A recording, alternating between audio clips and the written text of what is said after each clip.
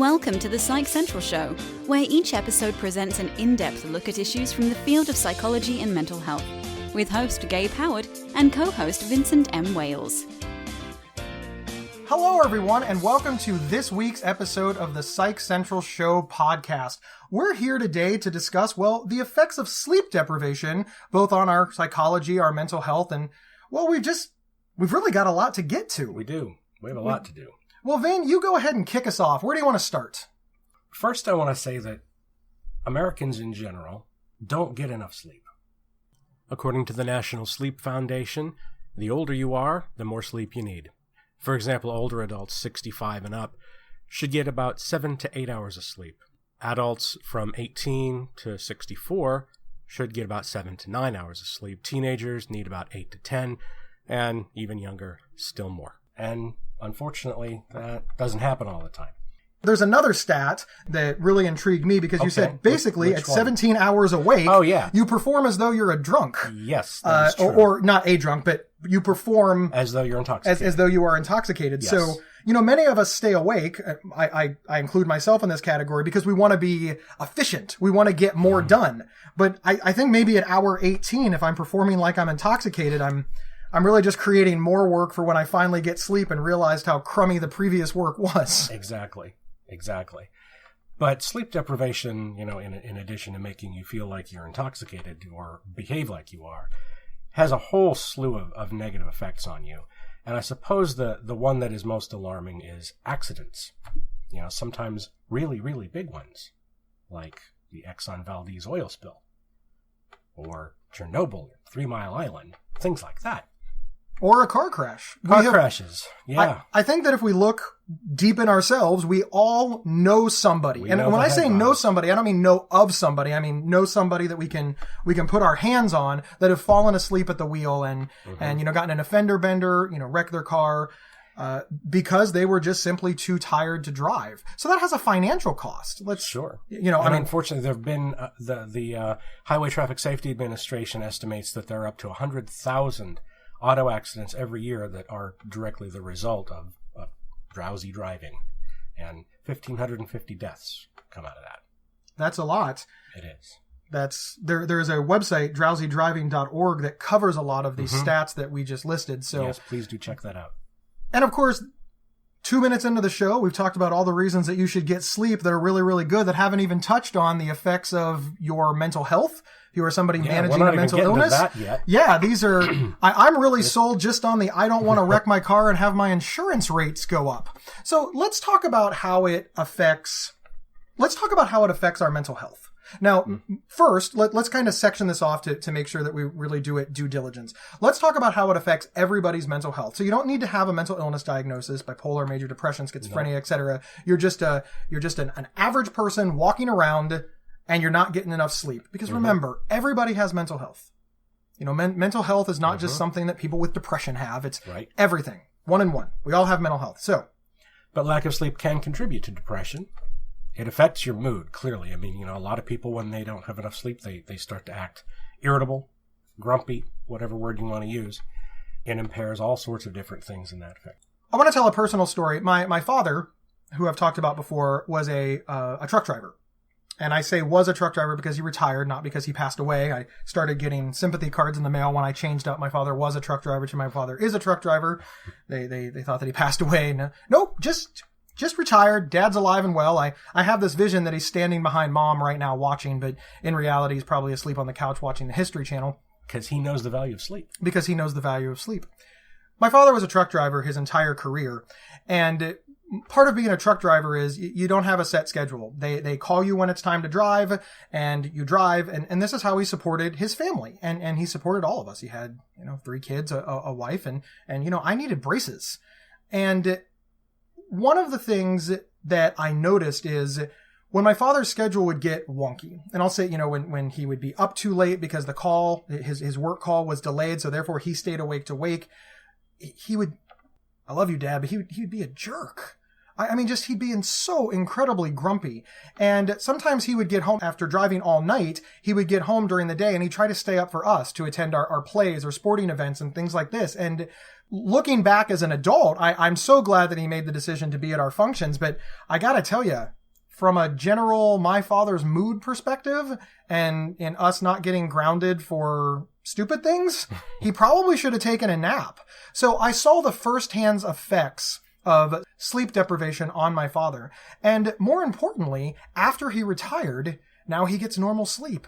His entire demeanor is different. Now there's, many factors. He's older. He's on a regular schedule. He's not in as much pain and he's retired. I mean, that sounds all kinds of awesome.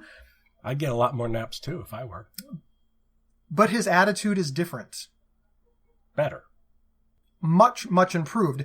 The other thing I want to talk about, of course, is he has a CDL, a commercial driver's license, and they aren't allowed to drive for more than a certain number of hours. So even the federal government, the licensure board for truck drivers, and I know I'm brutalizing the organizations that are in charge of this, but they recognize that somebody should not be behind the wheel of an 18-wheeler for 20 hours straight.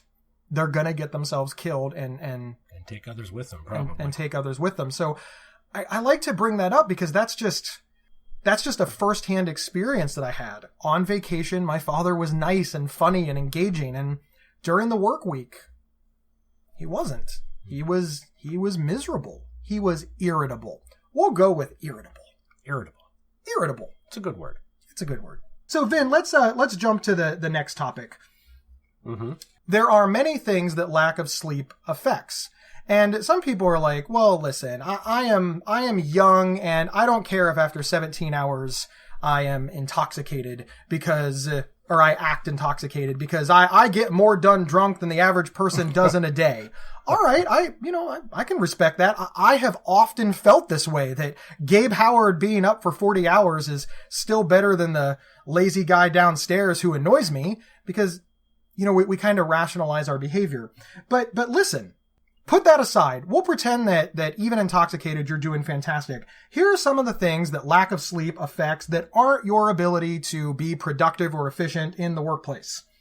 Put you at risk for heart disease, heart attack, heart failure, high blood pressure, stroke, diabetes. It weakens your immune system. We already talked about how it can contribute to depression. Weight gain, because less sleep leads to elevations in...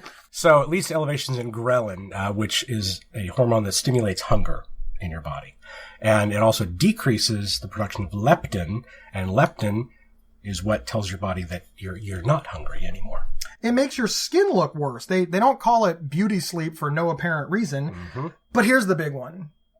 It impacts your sex drive. I knew you were going to say that was the big one. That is the big one. I'm telling you, let's be honest, this is not to fall down the rabbit hole, but these are things that we want to keep, healthy in our relationships, in our lives.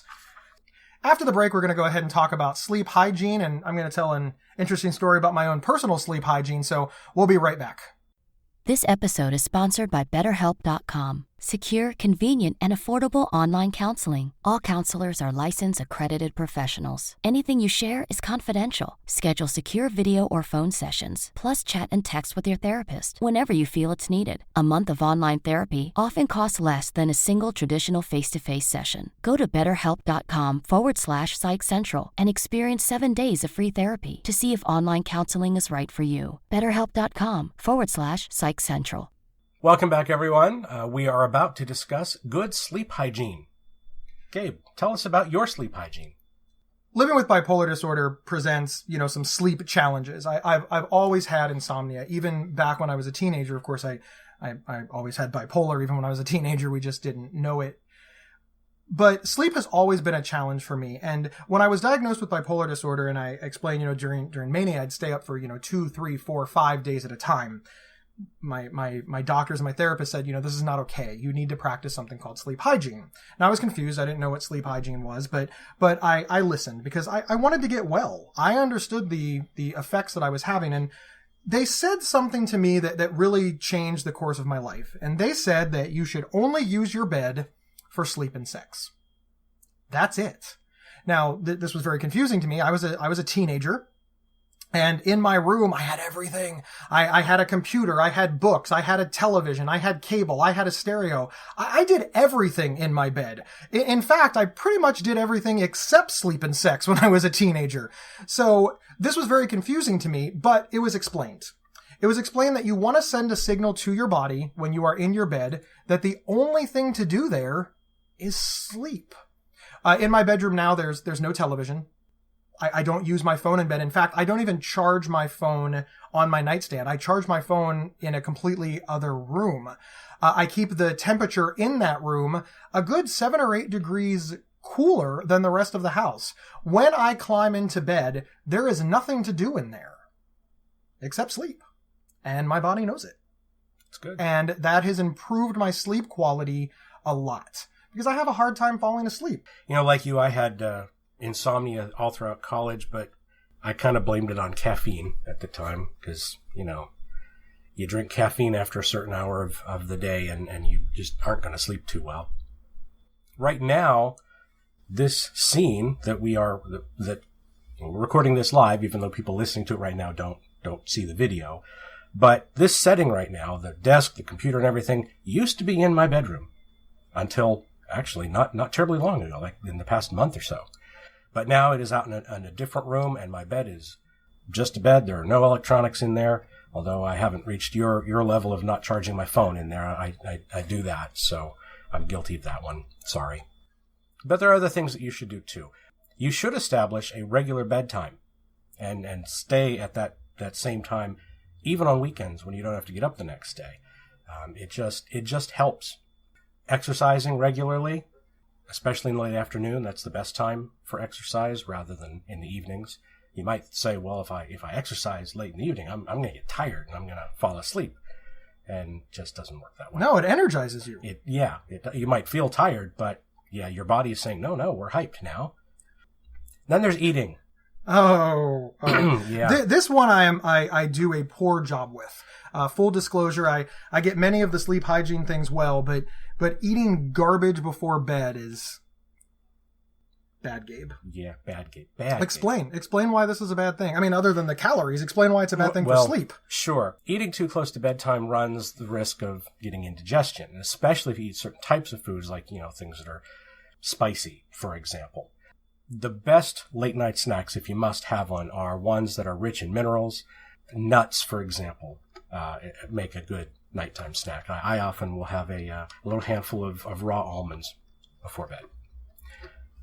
Alcohol is a bad idea before bedtime, in addition to the aforementioned caffeine. Nicotine, too, because nicotine's a stimulant. So if you're a smoker, that could be affecting your sleep as well. In general, it's best about a half an hour before bedtime to do things that don't involve screens. Stop using your phone, stop watching television, stop using your computer. Try to read a book, try to spend 15 minutes, I call it coming down. I have a hard time, and I'm a little bit special. I'm a person who lives with bipolar disorder, so I need to calm down. Now, sometimes I do this calming down ritual just laying in bed. I'm fortunate because I'm married and I love my wife and we go to bed at the same time. We spend 15, 20 minutes, just kind of talking. It's dark, but we talk to each other and then we just kind of slowly fall asleep through that conversation. If you're somebody that lives alone, read a book. But again, don't read the book in bed. And frankly, by pure sleep hygiene standards, we really shouldn't be carrying on a conversation in bed. So we try to keep it light. We try to keep it really, really, really light. That is not right before bed is not the time to talk about your in-laws. No. You will not fall asleep, especially when you're being kicked. That's a good point that had really not crossed my mind. Let's move on to, we've talked a lot about sleep environment. Now, everybody's sleep environment is different. And for me, I like a pitch black room, and I do mean pitch black. And I like my room to be cooler, and I like a fan on. And I like a lot of blankets. I keep my room intentionally cold so that I can lay under blankets. And I sleep with, are you ready? For those playing at home, I sleep with 4 pillows. 4. I have one body pillow that I keep between my legs. I have another pillow that I sit on top of the body pillow that I hug. And then I have 2 pillows under my head. This is what I do. This is how I sleep. This is the best way for me to fall asleep. But that doesn't mean that it's the best way for you to fall asleep. So don't go out and buy 3 regular pillows and a body pillow because that's how Gabe sleeps. Might not be how you sleep. In fact, Vin, he sleeps entirely different. Well, not as different as you think. I don't do the 4 pillow thing. And I can't actually have my room pitch black because I have cats, and if I totally cover the windows, they will crawl through the blinds and make all kinds of noise, and well, that's not good for sleep. So I don't do that. Cats are very problematic to life. Sleep hygiene. Sleep hygiene. Cats are problematic for sleep hygiene, as are all pets. Recently, I got a dog. For those that follow Gabe Howard, you know that I got a puppy about 9 months ago, and I love my puppy. I'm not an animal person, and I violated one of my sleep hygiene rules that I made a long time ago, which is I do let the dog sleep in bed with me. And so far, I have not had any ill effects of this, but if I did, I would move the dog back to his previous sleeping place because getting sleep is so important. We cannot stress enough how sleep factors into everything. And that's really one of the biggest takeaways that we want you to have. If you are getting good sleep and you are managing mental illness, you will manage it better. Mm-hmm. If you don't have mental illness, that's great. Most people don't have mental illness. Your mental health will be better. You'll be more productive in the morning. You'll be more alert. You'll be less likely to gain weight. You'll be less likely to wreck your car. You'll be less likely to be irritable. You hear that, Vin? You'll be less likely to be irritable. They can't hear this, but I'm glaring at you. All right. Well, what else? What else should we do? One of the tips that I read was that when you set your alarm clock, you should keep it away from your bed. A lot of people are the snoozers. Hit the snooze button, hit the snooze button. I am not that kind of person, so it's not an issue for me. My alarm goes off, I'm up. But I knew somebody in college who had 3 alarm clocks. One was right next to her bed on the nightstand, which she would turn off and fall back asleep. The other one was across the room on her dresser. So she'd have to get out of bed, shut that one off, but then sometimes she'd still go back into bed and fall asleep. The third one was outside her bedroom door. I assume that one did the trick. Much of what we've talked about are people that don't have actual sleep disorders. We're just talking about, regular people that just aren't respecting their body's need for sleep. But there's another entire category of people that have illnesses, things like narcolepsy, things like insomnia, and a whole host of other illnesses that prevent sleep. For example, I have sleep apnea. I sleep with a mask. But while it is annoying to sleep with a mask, it is even more annoying to stop breathing in the middle of the night because then I'm not getting the good sleep that I need. And, it's... Sleep apnea is nasty in that you're waking up regularly throughout the night and you don't even know it. You're waking up choking. You're not even just waking up. You're waking up because you stop breathing. Can't breathe, right. And, of course, you can die from it. Sleep apnea is very serious. And we're talking about sleep hygiene for the average person, sleep hygiene to benefit our general health, sleep hygiene for, just general day-to-day life. But sleep is so important that it has illnesses as well. Just like skin is regular skin, but you can have a mole. Sleep is regular sleep, but you can have sleep disorders. There are sleep doctors who specialize in helping people get good sleep. If you've never had a sleep study, I highly recommend it just for the amusement factor. You go into what they've set up to look like a bedroom in a sleep clinic, and they put about 100 little electrodes all through your hair, all through your neck, under your nose, down your back, and they monitor things like breathing rate, heart rate, how often you wake up, do you snore, and they just monitor all of that while you sleep, and they use that information to decide if you are getting the appropriate amount and the appropriate quality of sleep, and then they can diagnose you from there and get you the care that you need. And you find this amusing, you say? The last time I had a sleep study was, I know I'm aging myself here, but it's long before cell phones had cameras, but I just wanted to take a picture so bad. I looked like the Bionic Man with all of these electrodes coming out of my body. But all joking aside, it was absolutely fascinating. Mm-hmm. Because in my mind, sleep is just something that you do. But there's an entire medical science, medical industry, and people who do nothing but study sleep and why it is so important. And the day that I walked into that sleep clinic, I kind of thought it was stupid. They're just like, hey, you're going to go sleep someplace and they're going to tell you about your sleep. And I thought, well, that seems pointless. but it was anything but, and it allowed me to get better sleep. Again, it's when I was diagnosed with sleep apnea. It's when I got the CPAP machine. It's where I learned about sleep hygiene. And it is one of the core things that has allowed me to manage bipolar disorder as well as I am able to do. When I don't sleep, I have problems. And problems are the number one thing that somebody living and managing bipolar disorder is trying to avoid. Indeed. Indeed. I hope that this show has been helpful to people, because we've put out a lot of stuff in a very short amount of time, and it's a lot to absorb. But I hope that our listeners have something to take away from it that's going to help them out. If there's no other takeaway, it's that sleep is important. It's not something to be trifled with or taken for granted. We need sleep. It's how we recharge our batteries. Getting good sleep is just as important as putting gas in your car. Without gas, I don't care how great your car is, it's not going to run. Without proper sleep, I don't care how awesome you are, you're not going to run. Listen, I'll be the first to admit that I don't exercise enough and I don't eat right, but sleep is an easier thing to control.